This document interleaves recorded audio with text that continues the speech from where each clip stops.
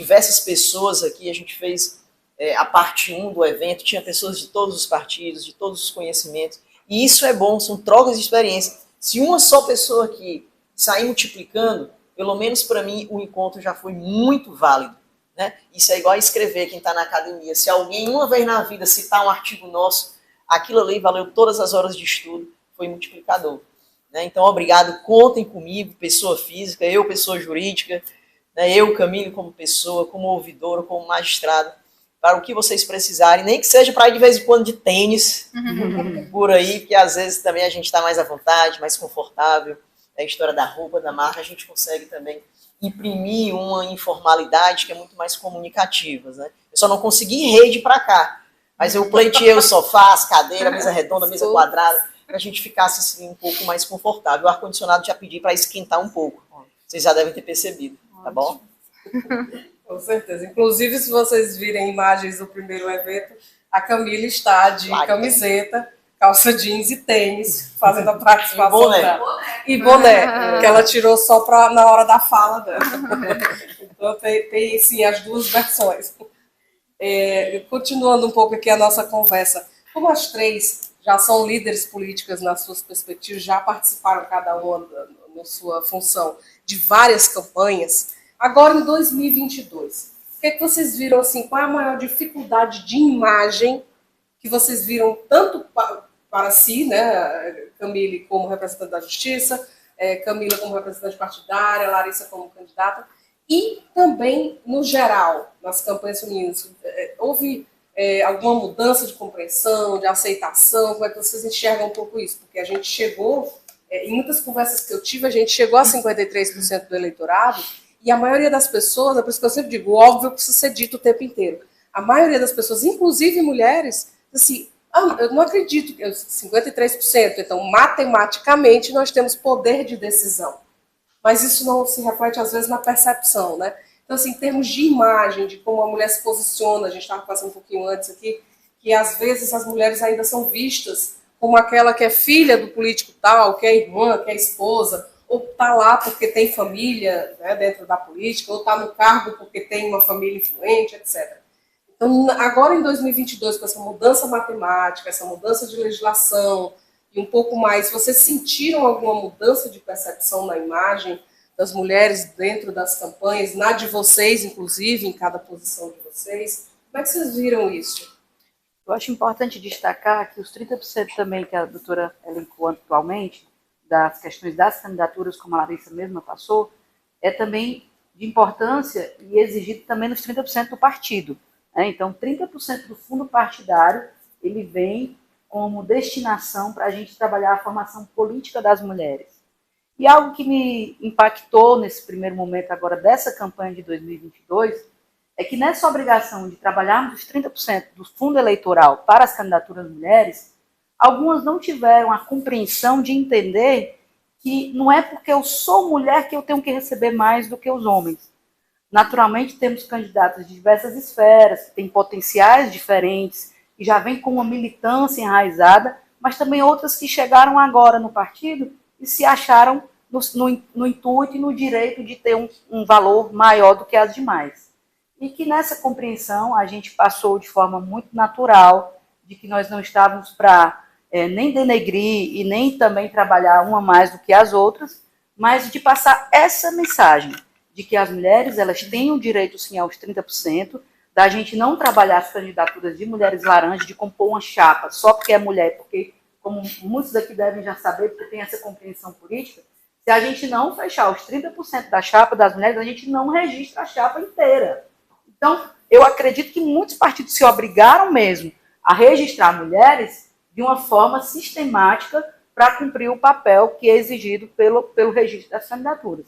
Mas da nossa compreensão por parte do PSDB, veio nesse sentido, da gente trabalhar candidatas que pudessem somar, que pudessem também enraizar esse sentimento de representatividade e da questão da militância. Mas, acima de tudo, que elas tivessem essa compreensão de que não é porque eu sou mulher que eu tenho um direito a mais do que os homens, mas acima de direitos iguais, trabalhando a sua potencialidade e os seus resultados. Essa questão da divisão dos recursos, né, do fundo partidário é sempre muito polêmica, né? Porque é algo muito decisivo numa candidatura exitosa, você ter realmente condições financeiras, né? De fazer frente a diversas despesas que passam por gráfico, que passam por locação de veículo, né? Combustível, contratação de pessoal, etc, etc. E lá no PT, né, a Secretaria de Mulheres, que ficou com autonomia para decidir como é que seria essa divisão dos recursos, e se buscou construir critérios, né? Primeiro, quem já detém mandato eletivo.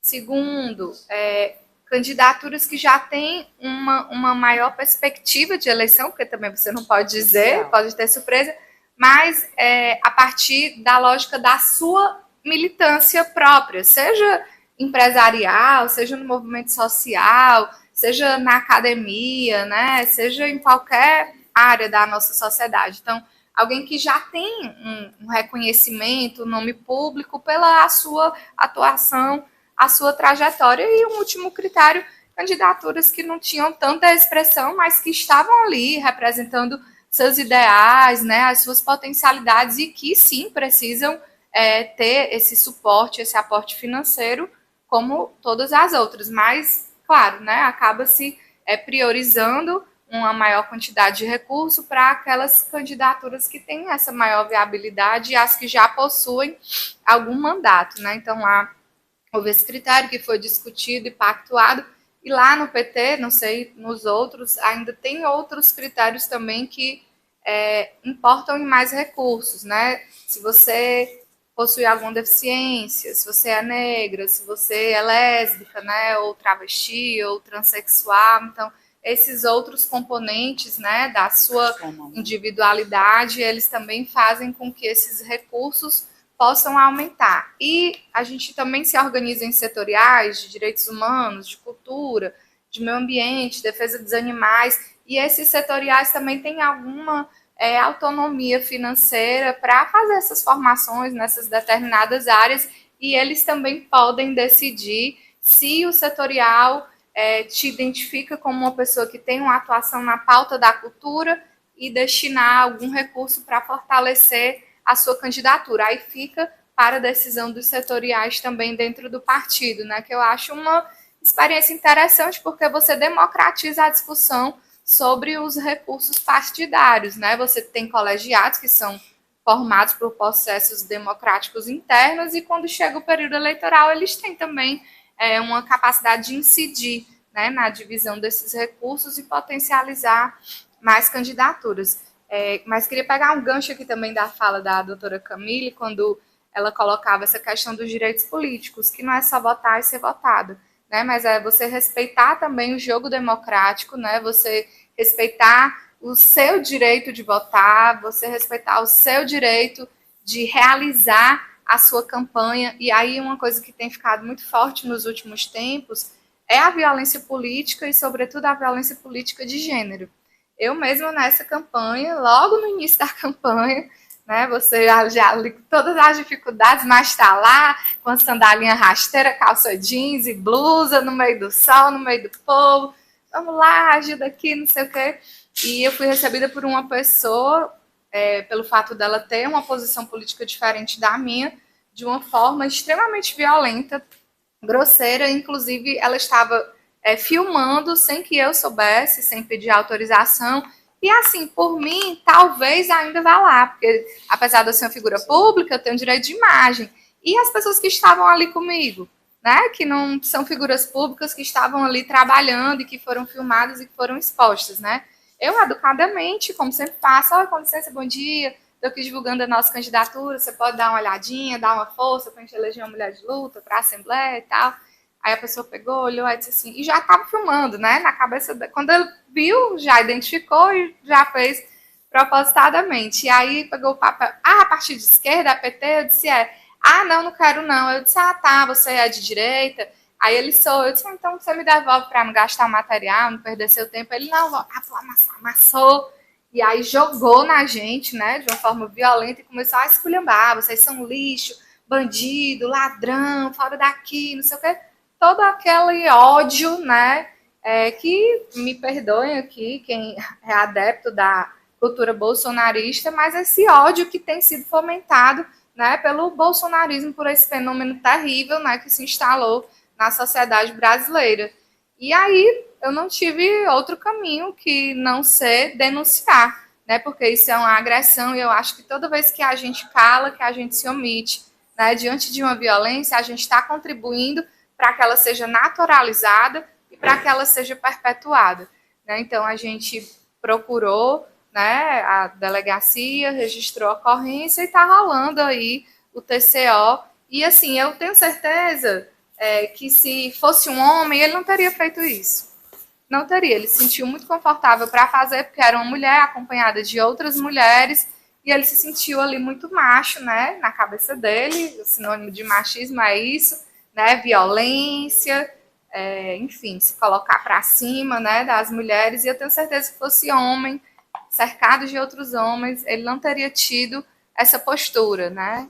Então, é algo que nós mulheres precisamos compartilhar, né, para a gente ter também essa rede de solidariedade, essa rede de proteção, né, e até as instituições também pensarem, né, como se fiscaliza isso, porque eu entendo que para além da questão da calúnia, da injúria, da difamação, da violência física, né, também de jogar um objeto contra você, existe aí um cerceamento do seu direito de fazer a sua campanha, né? A pessoa queria impedir você de fazer a sua campanha, né? Vai embora, sai da rua como se o espaço público fosse dele, né?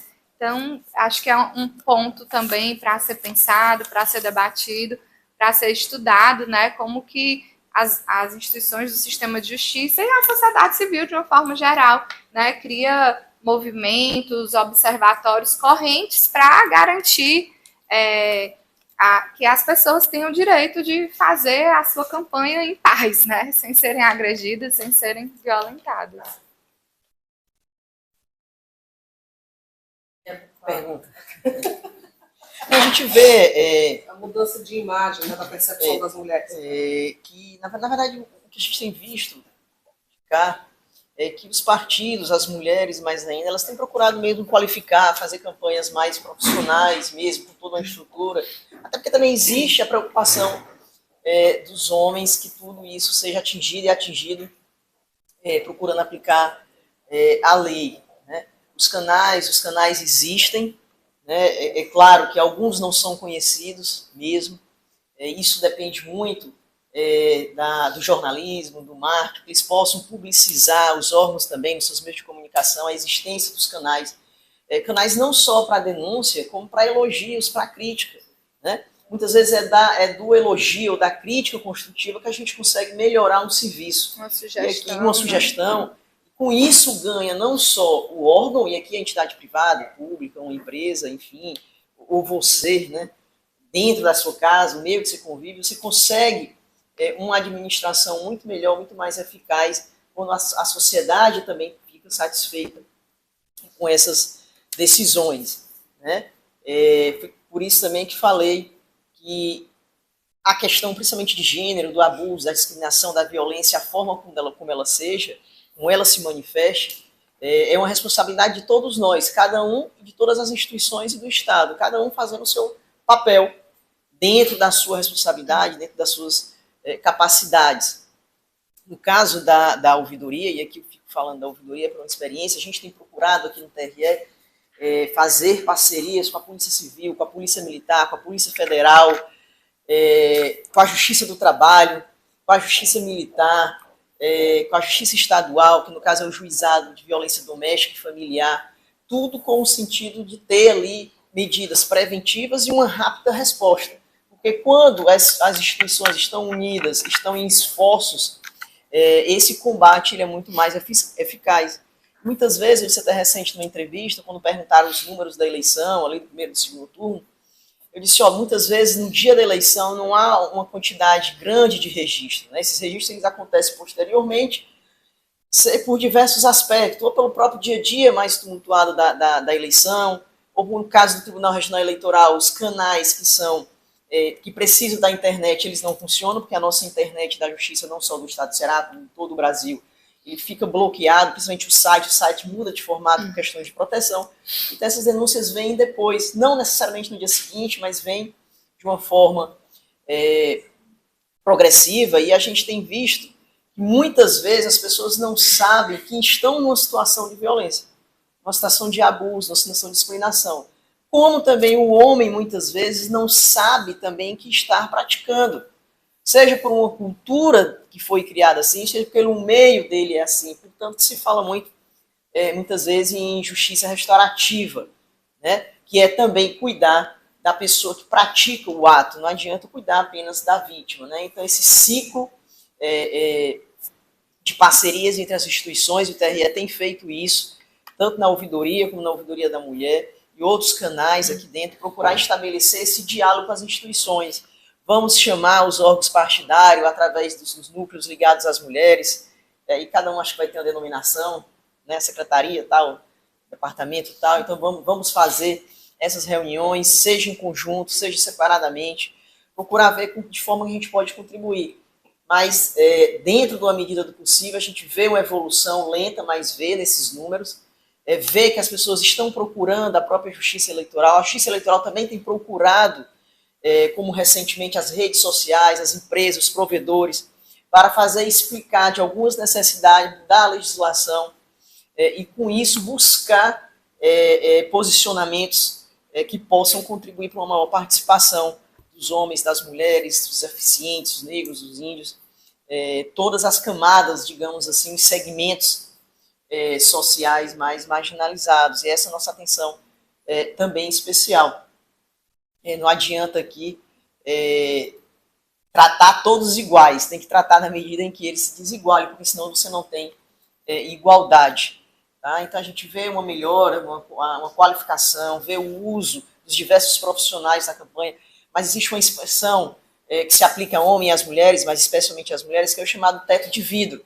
Né? O que é o teto de vidro? Você vê a vaga, seja de emprego, você vê a vaga da política, você vê uma chance de ascensão dentro da sua empresa, de mudar de cargo, de ser promovido, você vê tudo aquilo, mas não consegue chegar, porque no caminho tem aquele vidro, tem aquela barreira. Por que você não consegue chegar? Aí são inúmeras condições. É o quarto expediente, é o preconceito, né? Questões econômicas, enfim. Então, essa expressão, depois, se quiserem pesquisar um pouco, chamado teto de vidro, é isso que a gente tem que ter especial atenção para quebrar esse vidro e conseguir que todos partam iguais e cheguem iguais. Mas esse caminho vai exigir aí diversas intervenções.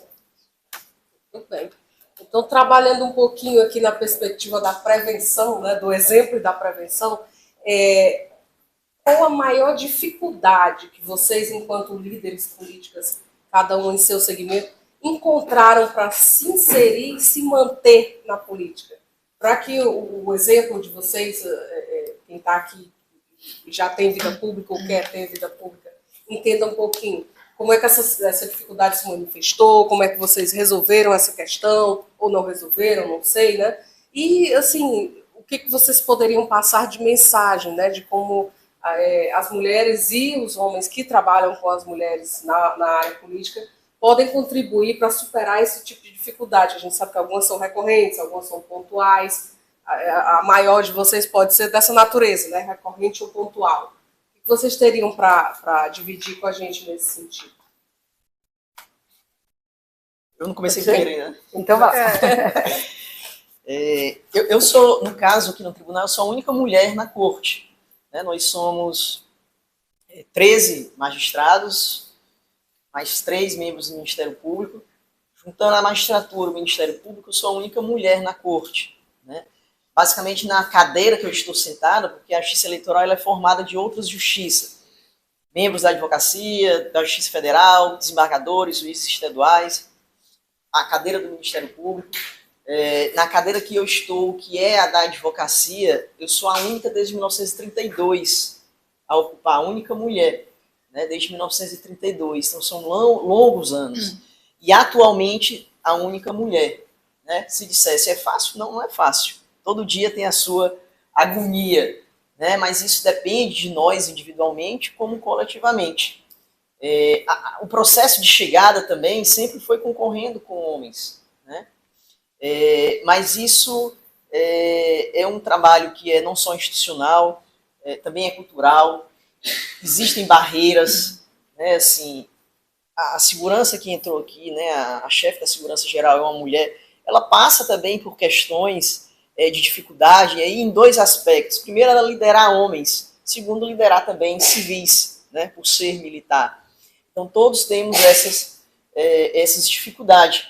Mas isso não pode ser impeditivo de você concorrer. Você também estimular. Né? Há pesquisas, na FGV, se não me engano, da Fundação Getúlio Vargas, que diz que quanto mais mulheres se candidatam, mais mulheres são eleitas, mais jovens, mulheres e jovens, passam a tirar o título e a efetivamente votar, né? Ou seja, comparecer no dia. E quanto mais mulheres, e principalmente jovens, fizer o seu alistamento e comparecer efetivamente à votação, com isso se beneficiam mulheres e se beneficia o homem também. Né? Eu presido hoje o Colégio da Justiça Eleitoral de Ouvidores. Né? Minha diretoria só tem homens. Né? O regimento interno do nosso estatuto, o que é que ele diz? Nós somos 5, tem que ser um de cada região, norte-sul, norte-sul, nordeste, centro-oeste e sudeste, dizer norte-sul, leste-oeste. Né? Mas também não deixa de ser. Né? Então, um de cada região do país e tem que ter ali a igualdade. Né? Seja, por ser 5, é evidente, vai ser pender mais para um lado numa diretoria, depois mais para outra. Só que nós tivemos uma dificuldade, que a região norte não tinha ouvidora mulher naquele momento. Tinha até uma, mas ela já tinha estado na diretoria anterior. Né? E ela ia deixar o biênio dela, então ela cedeu, né, a eleição para que um homem ficasse, porque senão o norte ia perder representatividade. Então foi um ato muito gentil e de muita gentileza de ambas as partes, homens e mulheres, de compreender que entre deixar a diretoria só com homens e eu, que sou a presidente mulher, mas é importante que a região norte tivesse uma representação, ainda que fosse homem. Então isso foi em comum acordo, foi por unanimidade, e assim, você tinha uma representatividade também. Então não era só o gênero, né? Era também a região. Né? E são homens, né? Eu sou juiz aqui do TRE, né, do 2º grau, na verdade é como se fosse desembargador, nós estamos aqui acima do 1º grau, que são as zonas eleitorais, as comarcas, e o meu vice-presidente é um desembargador de São Paulo, né? E isso é muito legal, né? Isso é muito legal, e quando eu fui convidá-lo, eu fui cheio de dedos, né? Assim, na prática, na justiça eleitoral, nós estamos iguais. Mas saindo cada um no seu dia a dia, ele é desembargador de um tribunal. Né? Eu não, eu continuo na justiça eleitoral como advogado. Né? Então, quando eu fui convidá-lo, ainda fui cheio de dedos. Né? Mas isso a gente chama certo preconceito implícito. Né? Por que eu não fui convidá-lo com empoderamento? Eu estou na justiça eleitoral há mais tempo do que ele. Eu que já presidi a justiça, esse colégio. Né? Ou seja, a diretoria inteira abriu mão para que ela fosse renovada. Mas me pediram, na unanimidade, que eu continuasse na presidência. E o resto abdicou para que novos entrassem. Então eu fui convidá-lo, cheio de dedos, né? E ele disse que foi pego de surpresa, né? Ficou realmente emocionado, não contava, estava entrando no TRE. O TRE de São Paulo é o maior tribunal regional eleitoral. Né? Ele, no cargo de ouvidor, vai ser corregedor, vai ser presidente, ou seja, com muita humildade, ficou altamente satisfeito, e eu também. Eu tenho um vice-presidente que tem um cargo maior do que o meu. E isso agrega valor, como também agrega a ele uma mulher do Nordeste que entrou pela advocacia e não na magistratura de origem, estar presidindo. Então é um colégio realmente misto, apesar de ter ali só mulher, mas que representa o Brasil inteiro, com toda uma troca de experiência que tem funcionado muito bem. Né? E dentro desse colégio nós temos diversas origens, tem juiz federal, tem desembargador federal, desembargador estadual, e é essa multiplicidade, essa colegialidade que tem dado muito sucesso, muita visibilidade. Então é importante que os homens vejam isso, como as mulheres também vejam dessa forma. Né? E eu ali dentro também ainda da juventude, então junto eu ser jovem, ser mulher, ainda ser do Nordeste, ainda ter a origem pela advocacia. Né? Poderia ter todos os preconceitos numa pessoa só. Né? Mas que foi muito bem visto. Então muitas coisas também dependem de nós, da coragem de falar. Eu tomei naquele dia aquela coragem, chamei para conversar e propus. Eu cheguei a propor ele ser o presidente.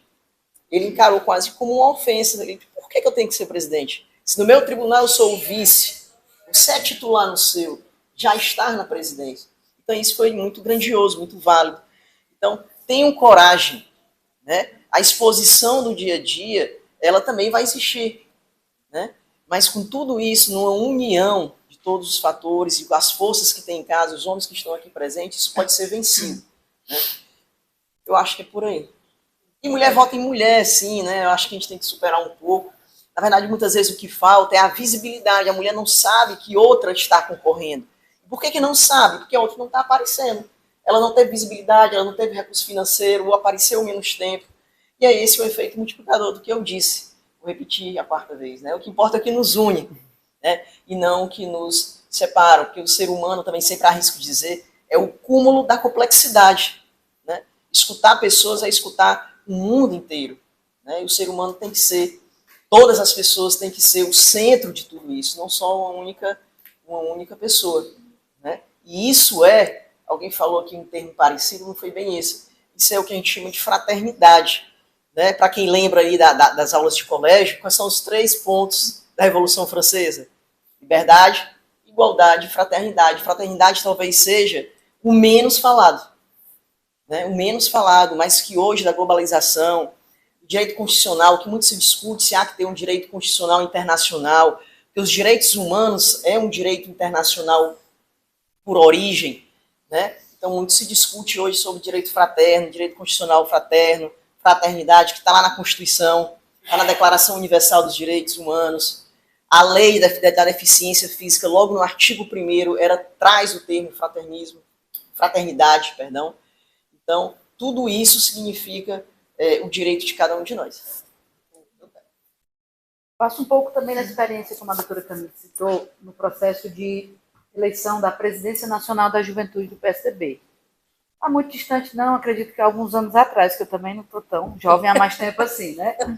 Mas foi muito parecido, doutora, porque a gente também passava por um processo eleitoral no qual a gente trabalha no partido, o Laboratório de Aprendizagem Política, que eu acredito que o PT também já tem feito isso, e a gente acompanhou desde a época, que é trabalhar esses novos líderes. E no processo de eleição, eu tinha nada mais, nada menos como concorrente Bruno Covas, neto do Mário Covas. Até então, não tinha vindo para o cenário político. Mas o fato dele ter sido o neto do Mário Covas, ele já veio com um potencial bem maior para cima. Com carimbo, né? Com carimbo. E fazendo a militância já de juventude, já de vários anos, percorrendo vários estados, veio o nascedor da nossa candidatura e, naturalmente, aquele receio de apresentar uma candidatura de uma mulher que ainda até então não tinha sido nenhuma representante do Nordeste e no processo de juventude.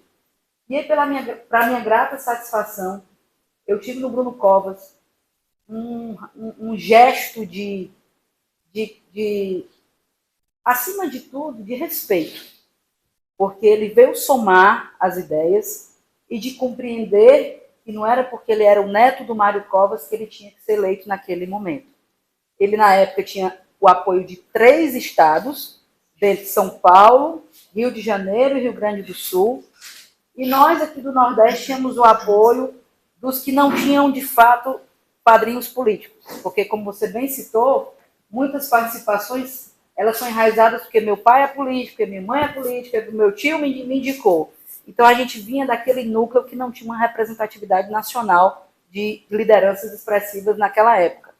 E aí a gente contribuiu, e o Bruno não só me apoiou, desistiu da candidatura, veio conosco e indicou o vice-presidente também de São Paulo. Então, foi um processo de extrema cordialidade, mas, acima de tudo, eu vejo como um ensinamento de gestos, de compreender que não é porque é filho do fulano, que é o neto Beltrano, que representa São Paulo, mas essa contribuição. E, naturalmente, o Bruno passou a ser mais conhecido como o Bruno, independente de ser o neto do Covas, como Eduardo Leite, que na época também hoje governador do Rio Grande do Sul, primeiro governador reeleito da história do Rio Grande do Sul, passava na época por aquilo. Na época ninguém sabia quem era Eduardo, também não era neto de ninguém famoso, e de compreender esse cenário, de que, independente do gênero, independente da representatividade, soma os esforços e compreende que a representatividade ela é singular uma concentração de ideias e do que a gente anseia nesses resultados. Então, retomando aqui a pauta das dificuldades, né, que a gente enfrenta, alguns já foram colocados aqui nas falas, né, a questão da repartição dos recursos partidários é uma dificuldade.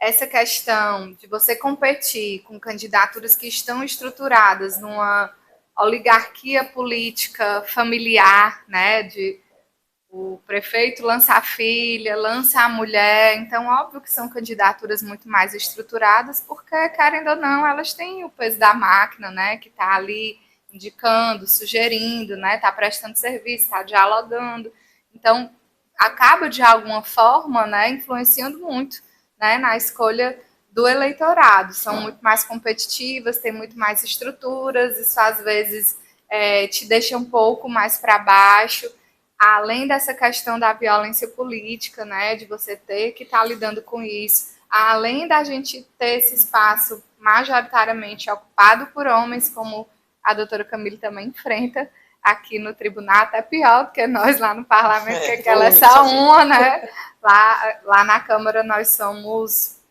7, né, e aí a gente tem também as situações de invisibilização das nossas lutas, né? Quando você conquista um feito, aprova uma lei, aí quando o prefeito vai sancionar, ele não diz que a lei é de autoria da vereadora Larissa Gaspar, ele trata como se tivesse saído da sua brilhante cabeça de gênio, quando não, né? Ela teve uma autoria e foi de uma mulher.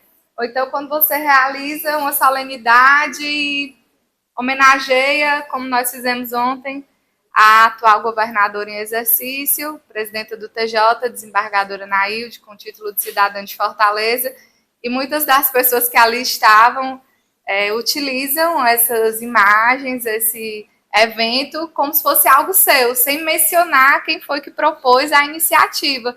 Então, isso é uma invisibilização da luta das mulheres, né? São os homens, como sempre, tentando se apropriar dos frutos do nosso trabalho. E aqui eu posso citar alguns exemplos muito nítidos assim que aconteceram aqui em Fortaleza: a criação da Patrulha Maria da Penha no âmbito da Guarda Municipal, o aluguel social Maria da Penha, o programa de distribuição de absorventes higiênicos para as estudantes e mulheres em situação de vulnerabilidade. Foram todas iniciativas minhas e nunca o prefeito teve a justiça, né, de dar a César o que é de César, né, de reconhecer o lugar, né, de quem trouxe aquela legislação inovadora para melhorar, no caso, a vida de mulheres e meninas aqui na cidade. Então, eu acho que essa gentileza, né, esse entendimento de que a sociedade precisa avançar de forma equilibrada, né, de forma parceira, ainda falta a muitos e a muitas também, né? Assim, porventura, deve existir também alguma mulher que possa ter essa mesma prática, mas na minha vivência eu observo isso muito mais vindo dos homens. Inclusive, no meu processo de retorno ao Partido dos Trabalhadores, foram muitos os homens que não queriam que eu me filiasse novamente ao PT, porque não queria deixar de ser a estrela que mais brilha. Mas, para tristeza deles, deixaram, porque eu fui a vereadora que teve mais votos no partido. Então, eles estavam corretos no receio deles, né? Mas, brincadeiras à parte, né? São coisas que realmente, às vezes, entristecem, né? Que faz você pensar duas vezes, eu vou para isso, eu vou abrir mão da minha privacidade, né? Do meu momento de lazer, do momento com a minha família, com o meu filho, eu que sou mãe também, né, porque é uma dedicação ininterrupta, é quase 24 horas, é domingo a domingo, é a madrugada nesse bendito WhatsApp, nas redes sociais, em tudo. E você abre mão de tudo isso para sofrer, né, tantas situações como essas, mas não tem outro caminho. Né? A gente precisa tomar esse poder que é nosso, porque a gente é a maioria dessa sociedade e a gente vai ocupar majoritariamente o legislativo, o executivo e o judiciário para a gente mostrar que a gente sabe fazer. E existem pesquisas, né, como essa que a doutora Camila exemplificou, existe uma pesquisa da OCDE que mostra que mulheres à frente dos executivos conseguem reduzir muito mais as desigualdades, porque investem muito mais o orçamento no enfrentamento às situações de vulnerabilidade. Existe pesquisa aqui, se não me falha a memória, do Instituto Patrícia Galvão, no âmbito do Legislativo Nacional, que mostra que a produção das mulheres parlamentares ela é 3 vezes mais eficiente do que os homens parlamentares. Então, nós temos, sim, plenas condições, né, de mostrar para a sociedade o nosso potencial. Agora, nos falta oportunidade. Oportunidade que passa por tudo isso que a gente falou, do compartilhamento do trabalho doméstico, de políticas públicas que incidam sobre isso, da destinação dos recursos do fundo partidário, né, do respeito, né, à mulher e aos seus feitos na sociedade, e por aí vai. Mas a gente está aqui para seguir firme e forte, não baixar a cabeça, porque a revolução será feminista. Muito bem. Agradecer a presença de vocês, nós temos mais ou menos um horário. E em nome do Hub de Formação Política das Coisas, é um prazer imenso a gente chegar ao fim dessa edição conversando com essas líderes maravilhosas, com a presença de vocês, líderes maravilhosas também, e suas equipes, pessoas dos partidos. Eu achei super interessante. Uma contribuição, eu acho que parabenizar a iniciativa desse seminário é triunfante, no sentido da gente levar essa ideia para as demais regiões do Estado. Assumo essa responsabilidade no sentido de participar desse momento com muita honra e me colocar à disposição para multiplicar esse sentimento no nosso cotidiano e lançar como um desafio que eu já lancei a mim mesma, isso naturalmente se for compartilhado com o sentimento de cada um de vocês. Porque existem muitos incentivos para as candidaturas das mulheres, mas nós precisamos de seminários como esses para fazermos com que elas sejam eleitas.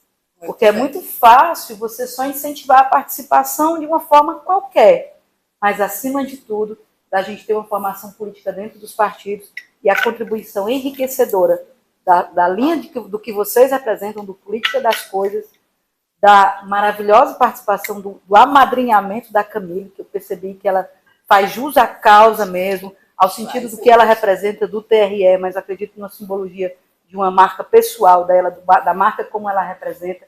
A Larissa, que tem esse destaque extraordinário de ter sido vereadora, hoje eleita deputada estadual, representando essa classe, representando esse gênero, mas que a gente saia com essa mensagem de multiplicar esse sentimento para que a gente trabalhe e contribua para que nós, mulheres, e outras mulheres que queiram participar, sejam eleitas e representem de fato. Com certeza, estamos aí para somar. Eu lembrei agora, a Aline, nossa querida Aline Cordeiro, tem um projeto interessante, chama-se exatamente Mulheres Eleitas. A gente conversou sobre isso em 2020, e aqui lá estamos engatinhando a respeito, né, Aline? Fantástico. Dos partidos colocarem as candidaturas viáveis, né, aquelas pessoas que possam efetivamente ser eleitas. É claro que no decorrer do processo eleitoral, por diversas razões, uns vão para frente, uns vão ficando para trás, uns continuam, outros não. Isso é natural, né? O próprio investimento do partido no decorrer da campanha é um ato de liberdade do próprio partido, daqueles que já dispararam, aqueles que estão ali chegando próximo, né? Mas também a responsabilidade, como eu disse, também é nossa, principalmente nós mulheres, de não se deixar ser usada também como laranja. A gente também tem que saber cortar a própria carne, né? A expressão que diz exatamente essa, né?